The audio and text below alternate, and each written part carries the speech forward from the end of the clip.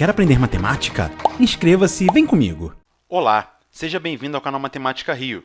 Nesse vídeo, vamos falar dos conjuntos numéricos, e nesse aqui específico sobre os naturais e os inteiros, posteriormente, racionais, irracionais e reais. Mas antes de começar a aula, eu queria pedir para você deixar aquele like, um gostei nesse vídeo, pois ajuda bastante na divulgação, mais pessoas vão poder ter acesso ao vídeo, e assim eu vou poder fazer mais e mais vídeos para vocês. E também, não deixe de assistir até o fim. É muito importante que você acompanhe esse vídeo até o final, pois eu vou dar toda a parte teórica agora no início, e lá no final vão ter vários exercícios, inclusive exercícios com o nível do Enem e de outros vestibulares. Portanto, acompanhe o vídeo até o final, não pule etapas. Este é o nosso curso de Matemática do Ensino Médio, então é muito importante também que você acompanhe a playlist e assista a todos os vídeos sem pular nenhum, tá bom? Portanto, vamos começar esse vídeo aqui dizendo que são conjuntos numéricos. São conjuntos cujos elementos são números e eles possuem, esses números, características em comum entre si. Como eu disse nesse vídeo, eu vou falar sobre os naturais e os inteiros. Nos vídeos posteriores, racionais, irracionais e reais. Então, primeiramente, o conjunto dos naturais. Ele é representado pela letra N, com um tracinho do lado, que é o que indica que ele é um conjunto numérico, e é um conjunto formado pelos elementos 0, 1, 2, 3, etc., até um elemento n qualquer, que é um elemento genérico, etc. Ele vai até o infinito, ele não tem um número que é o maior de todos. Ele tem o menor, que é o 0, mas não tem o maior dos naturais. Pois sempre que eu der um número, por maior que ele seja, eu posso adicionar uma unidade a esse número que eu consigo encontrar outro maior ainda que ele. E assim eu posso seguir nesse processo indefinidamente. Eu vou considerar o 0 como um elemento dos naturais, pois é mais prático fazer isso. Tem livro que considera a partir do 1, a partir daqui. Ó. Eu vou considerar o 0 como um número natural também. Já que o 0 sendo natural, eu vou ter aqui nesse conjunto o elemento neutro da adição e também o elemento nulo da multiplicação. Então, é uma mão na roda ter o 0 como um elemento do conjunto dos naturais. Na aula do ensino fundamental, do curso que eu estou tendo aqui no ensino fundamental, eu já tratei do conjunto dos naturais, num vídeo que ficou muito legal. Então, sugiro, para um aporte inicial, que você acesse esse vídeo. Eu vou colocar uma anotação aqui em cima desse conjunto N. Tá? Você pode clicar e será redirecionado para o vídeo do ensino fundamental. Nesse vídeo aqui, é um aprofundamento daquela aula do ensino fundamental, já que estamos no ensino médio. Então, a gente vê um pouco mais de detalhe esse conjunto dos naturais. Beleza? Aí eu posso dizer que dentro do conjunto dos naturais, eu tenho as operações de adição e multiplicação fechadas. Esse conjunto dos naturais ele é fechado para adição e multiplicação. O que isso quer dizer? Isso quer dizer que para todo, esse símbolo aqui na matemática significa para todo elemento mn que pertence ao conjunto dos naturais, se eu somar m mais n, o resultado da adição também vai pertencer ao conjunto dos naturais, sempre. Então, sempre que eu pegar dois naturais quaisquer e somar, sempre o resultado será o natural. Por isso que ele é fechado para a adição. E também para a multiplicação, concorda? Para todo mn que pertence aos naturais, se eu multiplicar m por n, o resultado da multiplicação, o produto, também será um número natural. E aí, então, quando isso acontece, nós dizemos que o conjunto, no caso dos naturais, ele é fechado para a adição e multiplicação. Porém, o conjunto dos naturais ele não é fechado para subtração e para divisão. Embora eu tenha aqui 5 menos 3 igual a 2, e esse 2 pertença aos naturais, se eu fizer 3 menos 5, o contrário, isso vai dar igual a menos 2, e o menos 2 ele não pertence aos naturais. Então, cuidado, nem sempre a subtração vai me retornar um número natural, tá bom? Da mesma forma, o conjunto dos naturais também não é fechado para divisão. Raciocínio semelhante, embora 4 dividido por 2 seja igual a 2 e o 2 pertença aos naturais, se eu fizer o inverso, 2 dividido por 4, resultado disso aqui dá 0,5, dá meio, 5 décimos, e 5 décimos não pertence aos naturais. Né? Eu vou precisar definir um outro conjunto futuramente para que esse número pertença a ele, mas dentro dos naturais ele não pertence. Ficou claro? Então, aqui eu dei uma representação dos naturais através da notação de conjunto, mas eu posso representá-lo também através de uma reta numerada, da reta numérica. Então, aqui a reta, e aí para definir os naturais eu preciso definir a origem, né? Vou colocar aqui o 0, e também a unidade. Então, vou dizer que do 0 até esse ponto aqui, eu tenho uma unidade. E daí, definidos a origem e a unidade, eu tenho o restante do conjunto dos naturais aqui na reta numérica. 2, 3, 4. E aí você percebe que são pontos. Eu não tenho nenhum número entre 0 e 1, nenhum número entre 1 e 2, entre 2 e 3, etc. São apenas pontos sobre a reta numérica, já que os naturais são números inteiros que são não negativos, né? Do 0 em diante. Tá bem? Então, está aqui, ó, conjunto dos naturais, formado por 0, 1, 2, 3, 4, n, etc. Está aqui o 0, 1, 2, 3, 4, e assim por diante. É uma reta infinita. Só coloquei até o 4 aqui, mas ela prossegue indefinidamente. A setinha da reta, ela fica sempre voltada para onde os números estão crescendo. Beleza? Agora eu vou falar de alguns subconjuntos que são muito importantes dentro dos naturais. Vamos lá? Eu tenho o conjunto n asterisco. Esse asterisco aqui, ele tira o zero do conjunto. Então, ele é formado pelos elementos 1, 2, 3, 4, etc., até o n, e assim por diante. É um conjunto chamado de naturais não nulos ou naturais positivos, estritamente positivos, já que o zero não faz parte mais desse conjunto. Então, eu posso dizer aqui que o naturais asterisco é igual ao conjunto dos naturais menos o conjunto que contém o número zero. Tá? Então, eu estou excluindo o zero desse conjunto. É um subconjunto muito importante. O segundo subconjunto que eu vou destacar aqui é o conjunto dos naturais pares, que eu vou representar por n, pzinho. Esse conjunto, então, é formado pelos elementos 0, 2, 4, 6, etc., até o elemento 2n, que é um elemento genérico desse conjunto, né? Já que todo número par ele é um múltiplo de 2. Lembrando que aquele nzinho ali ele tem que pertencer aos naturais também. Então, esse nzinho pode ser 0, quando for 0 vai dar 0, quando for 1 vai dar 2, quando for 2 vai dar 4 e assim por diante.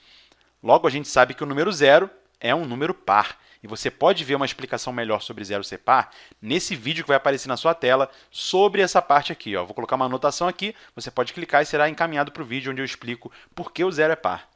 Um outro subconjunto importante, já que eu falei dos pares, seriam os naturais ímpares. Então, n izinho, formado pelos elementos 1, 3, 5, 7, etc. Até o elemento genérico, que seria o 2n mais 1, e assim por diante. Aquele nzinho ali também pertence aos naturais. Por que 2n mais 1? Ora, todo número par não é 2n, não é um múltiplo de 2? Então, o número ímpar ele é sempre uma unidade a mais que o par. Então, se aqui o n for 0, eu vou ter 2 vezes 0, que dá 0, mais 1. Aí eu tenho o primeiro número ímpar. Se o n for 1, 2 vezes 1 é 2, mais 1, 3. Está aqui o segundo número ímpar. E assim por diante. Então, o elemento genérico do número do conjunto dos naturais ímpares, 2n mais 1. Tá bom? Ficou claro? E um outro subconjunto que é muito importante dentro dos naturais é o subconjunto dos números primos, que eu vou representar pela letra P. Né? Números primos, todo mundo aqui já sabe, ou pelo menos deveria saber, que são todos os números que possuem dois divisores. Exatamente dois divisores. Ele é divisível por 1, pela unidade, né? E por ele próprio. Então, quais são esses números? 2, que é o único número par que é primo, 3, 5, 7, o 11, o 13 e assim por diante. Aqui eu não vou colocar nenhuma fórmula, porque ninguém sabe uma fórmula que me dê um número primo qualquer, tá? Na ordem que deveria aparecer. E esse conjunto aqui dos números primos também é um conjunto infinito. E eu demonstrei esse fato, né? Eu provei matematicamente porque o conjunto dos primos é infinito nesse vídeo, que eu vou marcar aqui também. Tá? Você pode clicar aí, que será redirecionado, e terá a prova matemática, uma prova linda, que os números primos são infinitos. Pode clicar aí, que você não vai se arrepender. A matemática é muito linda, não é mesmo? Eu sempre me surpreendo com cada prova, com cada demonstração de teorema. Tá? E além desses subconjuntos aqui, claro que temos muitos outros. Tá? Eu poderia dar um outro exemplo aqui de um subconjunto dos naturais, que seria a sequência Fibonacci, que todo mundo aí conhece. Eu vou dizer que é um conjunto F, formado pelos elementos 1, 2, 3, 5, 8, 13, etc. Cada elemento do conjunto é obtido com a soma dos dois anteriores. Tá? Lembrando que a sequência Fibonacci é 1, 1, 2, 3, 5, etc. Só que eu não preciso repetir o 1, né, na hora de formar o conjunto. Tá? Então, esse é um subconjunto importante. Também tem um vídeo muito legal sobre a sequência Fibonacci que eu fiz com o Iberê Tenório, do canal Manual do Mundo. E foi o vídeo que venceu o YouTube Creator Camp Brasil. É isso aí, o canal Matemática Rio foi considerado o melhor canal do Brasil, dentre os canais que estavam participando, o canal que mais evoluiu. E o vídeo que nos deu o prêmio foi um vídeo sobre a sequência Fibonacci. Então, eu e o Iberê Tenório, do canal Manual do Mundo, fizemos esse vídeo e foi considerado um vídeo sensacional e ficou realmente muito bom. Você pode conferir clicando na anotação que eu vou colocar sobre essa letra F aqui, sobre o conjunto da sequência Fibonacci. Falou? Então, sobre os números naturais, é isso. Vou falar agora sobre os números inteiros. Vamos lá? Números inteiros. O que será que nós temos aqui nesse novo conjunto? Bom, os inteiros são representados pela letra Z, também com um tracinho para dizer que é um conjunto numérico. Aí você me pergunta, professor, naturais, N. Inteiros é Z? Que Z é esse? Que coisa louca é essa aí? Ora, é muito simples. Esse Z aqui é em alemão e significa Zahl, assim. E Zahl é como se fala número em alemão. Tá? Portanto, esse conjunto dos inteiros está escrito em alemão. E é o conjunto formado pelos elementos desde o menos infinito até o menos 2, menos 1, 0, 1, 2, 3, etc. Tá? Portanto, ele é uma expansão do conjunto dos números naturais, já que os naturais têm apenas números não negativos. E os naturais, todo mundo sabe que vem daqui do zero em diante. Tá certo? Já os inteiros englobam também os números negativos, os inteiros negativos também. Portanto, foi uma expansão necessária, já que, dentro dos naturais, a subtração não está definida propriamente, tá bom? E aí precisou-se expandir o conjunto dos naturais e formar o conjunto dos inteiros. E aí eu consigo ter, dentro do conjunto dos inteiros, a adição, a multiplicação e a subtração. Então, esse conjunto dos inteiros ele é fechado para adição, multiplicação e subtração. Como a gente pode perceber, do zero em diante, eu tenho o próprio conjunto dos naturais. Portanto, eu posso dizer que o conjunto dos naturais está contido no conjunto dos números inteiros. Ou então, que o conjunto dos inteiros contém o conjunto dos números naturais. Tá? Os naturais são um subconjunto do conjunto dos números inteiros. E eu posso representar esse fato através do diagrama de Venn. Então, digamos que aqui eu tenho o universo do conjunto dos números naturais, os inteiros vão estar englobando os naturais e tendo outros números também fazendo parte dele. Aqui eu posso colocar, então, que é o conjunto Z. Aí você percebe nitidamente que o conjunto dos naturais está dentro do conjunto dos números inteiros. Como eu disse, o conjunto dos inteiros ele é fechado para subtração também. Portanto, para todo elemento mn que pertença ao conjunto dos inteiros, eu tenho que m menos n também vai ser um número inteiro. Tá? Então, qualquer que seja a subtração entre dois números inteiros, o resultado sempre vai ser um outro número inteiro, seja ele positivo, negativo ou nulo. Ficou claro? Porém, esse conjunto Z ele não é fechado para divisão. Né? Embora menos 6 sobre 2 seja igual a menos 3 e menos 3 pertença ao conjunto dos inteiros, se eu pegar o contrário, menos 2 sobre 6, isso daqui não vai pertencer aos inteiros, vai dar um número decimal, e número decimal não pertence aos inteiros. Falou? Então, a divisão ela não está definida dentro do conjunto dos números inteiros. Posso fazer também a representação, através de uma reta numérica, do conjunto dos números inteiros. Então, está aqui a reta, a setinha virada para onde a reta cresce, defino a origem, vou dizer que aqui está o zero. À esquerda do zero estão os números negativos, portanto, aqui está o menos 1, aqui o menos 2, para cá o menos 3, etc. E à direita do zero estão os números positivos. Então, aqui é o 1, aqui é o 2, aqui é o 3 e assim por diante. Repare que o zero, aqui no conjunto dos números inteiros, ele serve como um eixo de simetria. Tudo que está à esquerda do zero é o simétrico do que está à direita, é o oposto. Tá? Então, nesse caso aqui, por exemplo, o 1 ele é o oposto de menos 1 e vice-versa. O menos 2 é o oposto do 2. O menos 3 é o oposto do 3. Ficou claro? Eles têm a mesma distância em relação à origem. O menos 3 dista 3 unidades da origem, e o 3 também dista 3 unidades.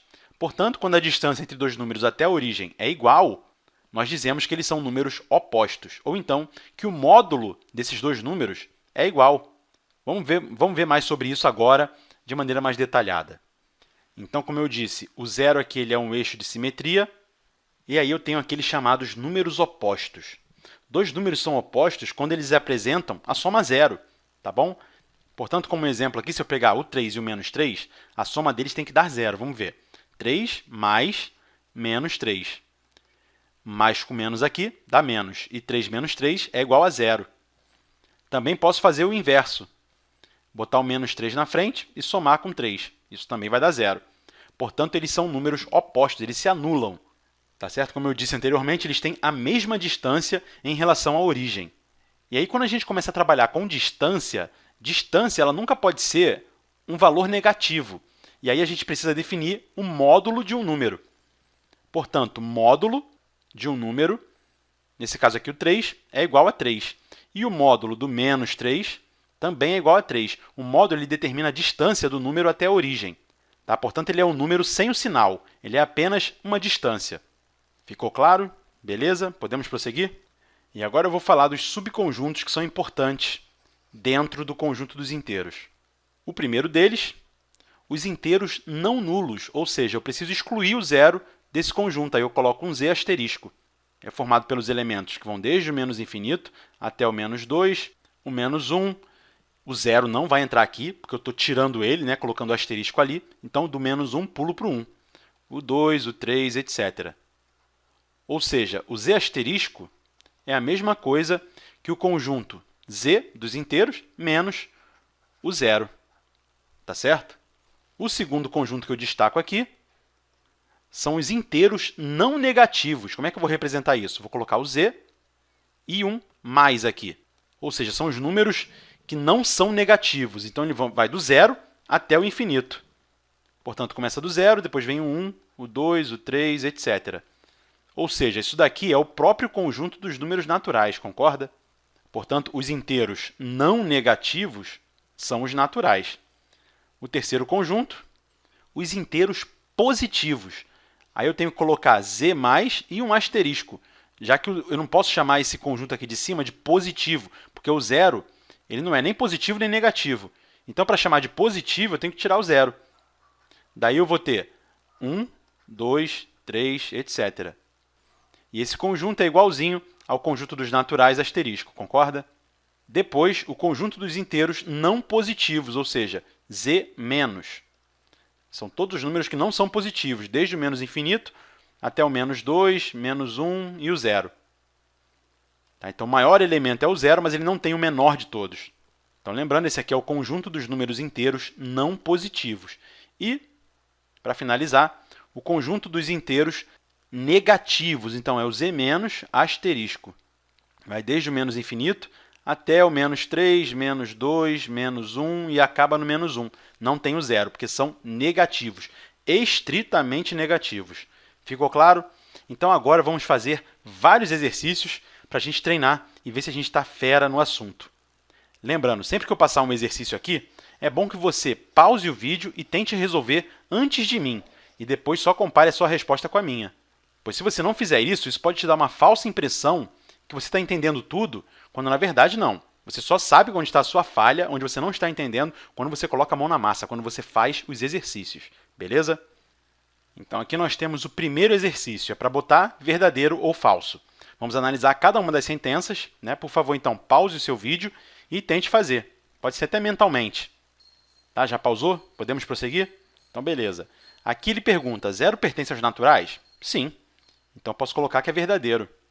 Dentro da nossa definição de números naturais, o zero ele faz parte do conjunto dos naturais, portanto, verdadeiro. O zero não pertence aos inteiros, isso aqui é falso, porque o zero pertence aos inteiros. Menos 10 não pertence aos inteiros? Pertence, então é falso. O conjunto dos inteiros não negativos contém o conjunto dos naturais? Verdadeiro, pois eles são exatamente a mesma coisa.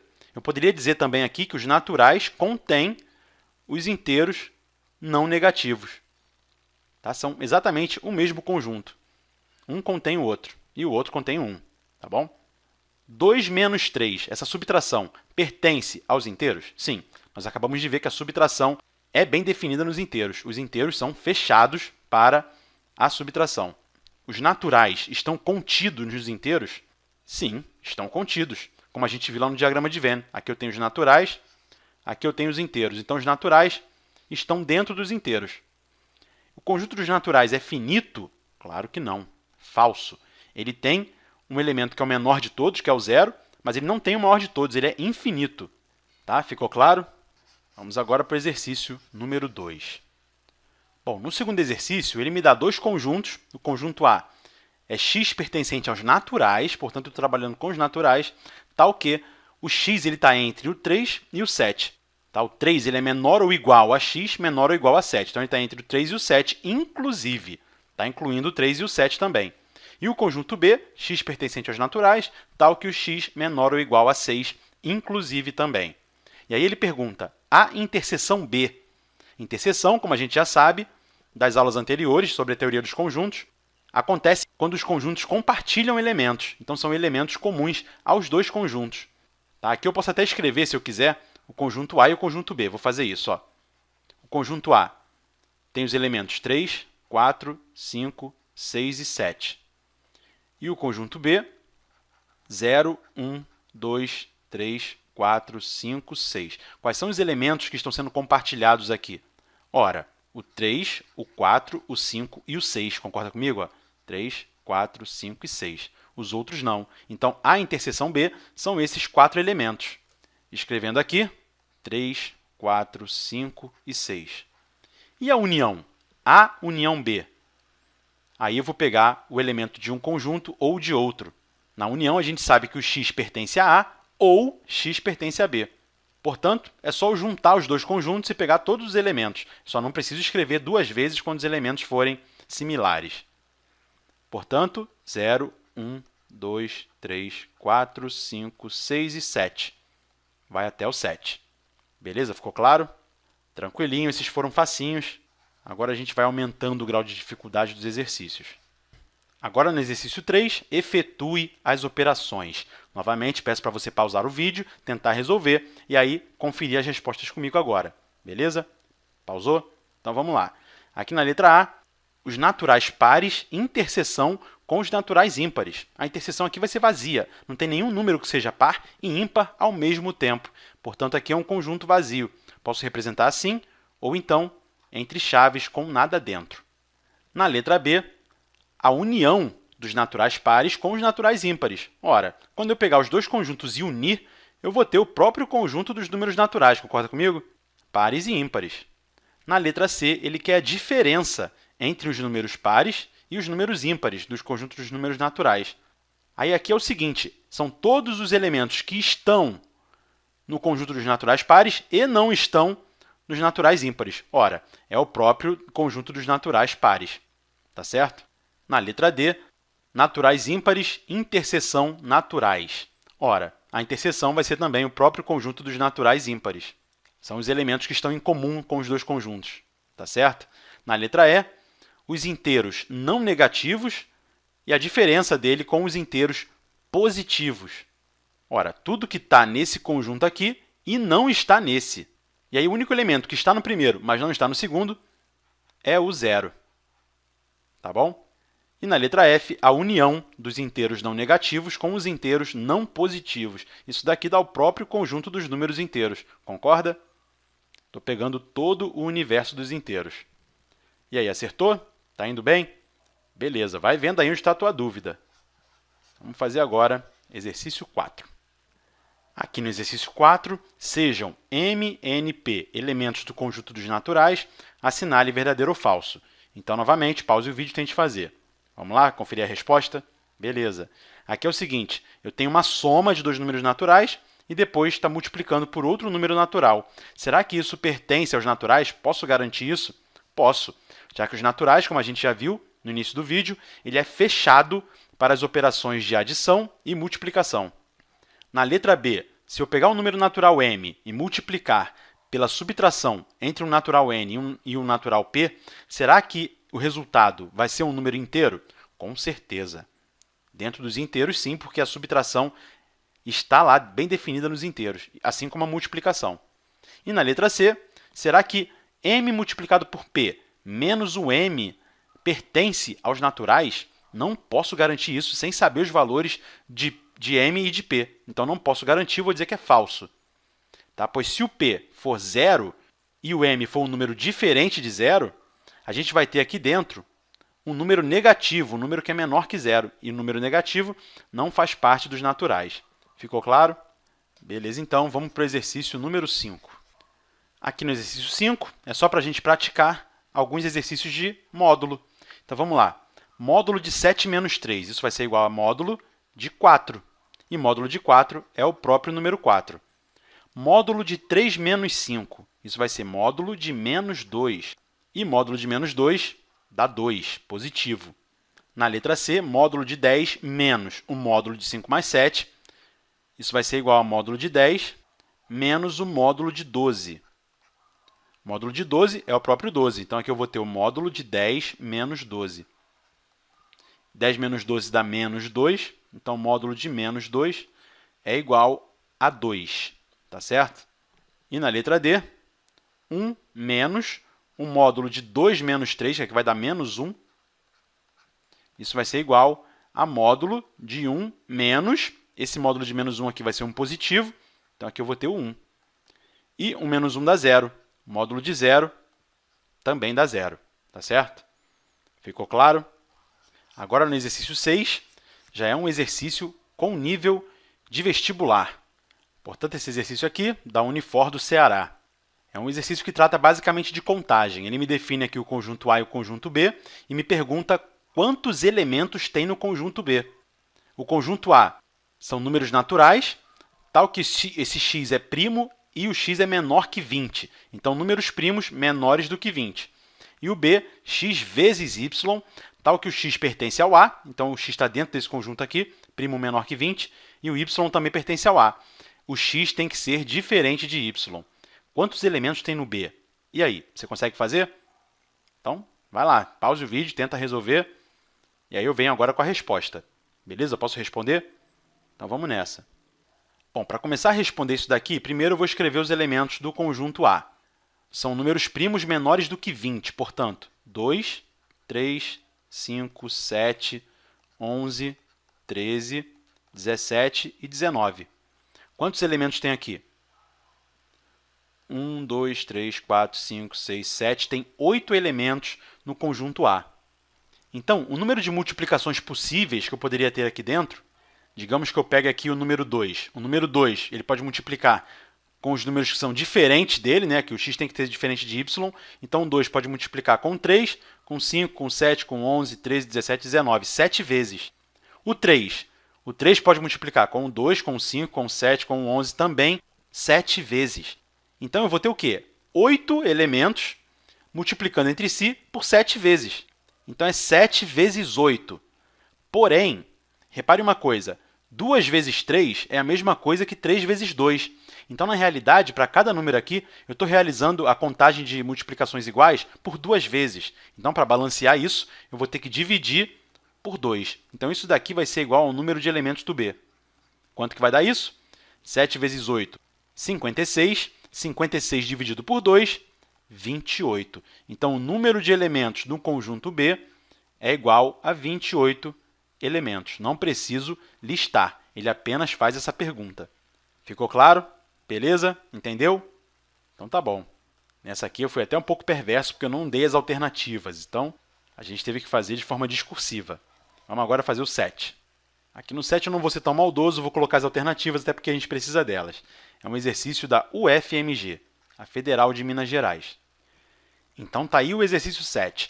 Todas as alternativas estão corretas, exceto A. Nem todo primo é par.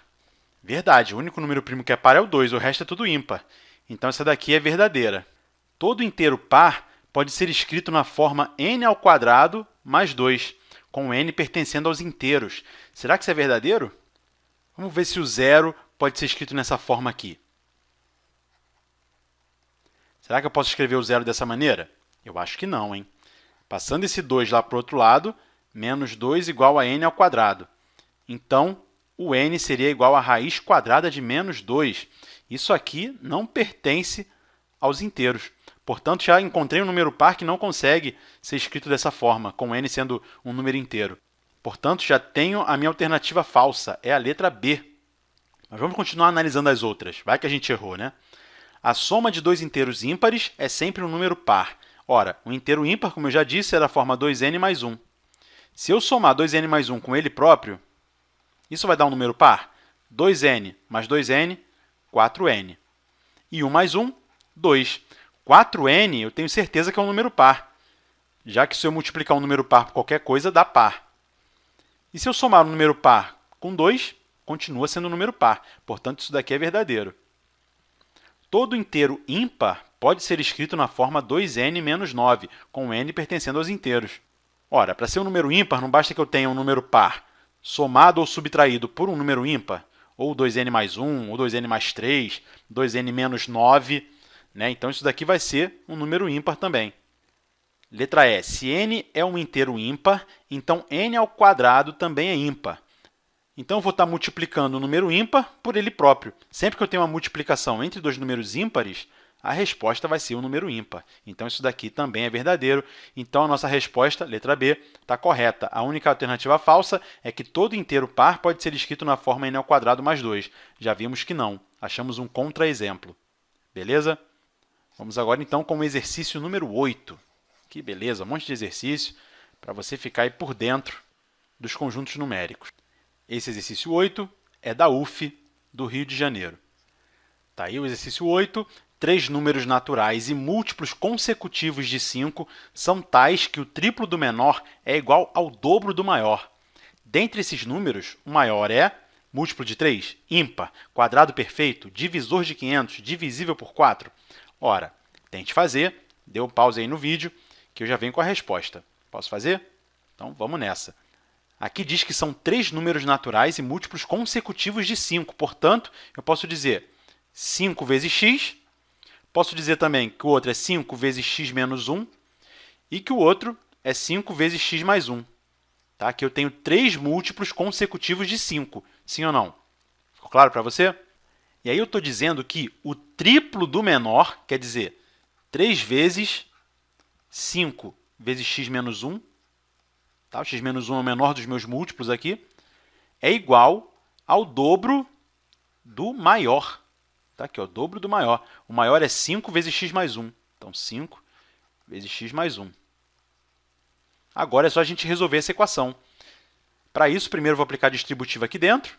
Vai ficar 3 vezes 5x menos 5, igual a 2 vezes, aqui novamente, distributiva, 5x mais 5. Vou aplicar a distributiva novamente. Nesse caso, 3 multiplicando todo mundo ali dentro. Então, vai ficar 15x menos 15, igual a distributiva aqui de novo, 10x mais 10. Agora, o que tem x vai para um lado, o que não tem x vai para o outro. Ou seja, eu vou subtrair 10x dos dois lados e vou somar 15 dos dois lados. Aí eu consigo desaparecer com menos 15 daqui e com o 10x daqui, e fazê-los aparecer do outro lado da igualdade. Então, 15x menos 10x, tá certo? Igual a 10 mais 15. Ou seja, aqui eu vou ter 5x e 10 mais 15, 25. Logo, o x vai ser igual a 5. Tá? Qual é o número que vezes 5 dá 25? É o próprio 5. Já que o x é igual a 5, eu consigo determinar quais são esses múltiplos aqui. Concorda? Quais serão? Se eu substituir o x por 5, aqui vai ficar 5 menos 1, que dá 4, e 5 vezes 4, 20. Então, 20, 25 e 30. Aí ele está perguntando o seguinte, dentre esses números, o maior, que é 30, ele é o quê? Múltiplo de 3? Sim. Então, já matamos de cara aqui, letra A. Ele é um múltiplo de 3. Ele é ímpar? Claro que não. Ele é quadrado perfeito? Também não. É um divisor de 500? Não. Se dividir 500 por 30, sobra resto. É divisível por 4? Também não. Portanto, a única alternativa aqui é a letra A. Ficou claro? Maneiro esse problema, né? Vamos agora fazer mais um, que é o nosso último problema, o exercício número 9. Esse exercício 9, ele é da PUC de São Paulo. Então, está aí o exercício. Seja o número P igual a 100 vezes 101, vezes 102, etc., até vezes 200, é o produto de 101 números inteiros sucessivos. Ao escrever esse número P como um produto de fatores primos, quer dizer, fatorando aquele número todo ali, o número de vezes que o fator 7 aparece é 15, 16, 17, 18 ou 19. Então, vamos ver. O primeiro múltiplo de 7 que aparece naquele número P ali é o número 105. Tá? Então, é 100 vezes 101 vezes 102. No 105, eu vou ter um múltiplo de 7, que é 7 vezes 15. Depois disso, eu vou ter vários outros múltiplos de 7, até chegar no número 196, que é o último múltiplo de 7 daquela lista ali, que é a mesma coisa que 7 vezes 28. Então, nesse caso aqui, entre 15 e 28, eu vou ter quantos múltiplos de 7? Todo mundo há de convir comigo que são 14 múltiplos de 7, entre 15 e 28. Então, eu vou ter 7 vezes 15, 7 vezes 16, 7 vezes 17, 7 vezes 18, até o 7 vezes 28, tá certo? São 14. Só que, dentre esses 14, dois deles são o 7 vezes 21 e o 7 vezes 28. 21 e 28 também são múltiplos de 7. Aqui é 7 vezes 7 vezes 3. E aqui é 7 vezes 7 vezes 4. Concorda comigo? Então, o 7 aparece mais uma vez aqui, além daquelas 14 vezes. Portanto, o número de vezes que o 7 vai aparecer, 14 mais 2 igual a 16 vezes. Letra B. Belezinha? Bacana também esse exercício, gostei muito. Então, galera, é isso aí. Ficamos por aqui. Essa foi a aula sobre números naturais e números inteiros. Na próxima aula, eu vou começar a introduzir o conjunto dos números racionais e, mais para frente, os irracionais, os reais. E aí a gente já começa com funções. Legal, né? Então é isso. Acompanhem o canal Matemática Rio. As aulas do ensino médio saem todas as quintas-feiras, portanto, não perca. Beleza? Grande abraço a todos e até os próximos vídeos.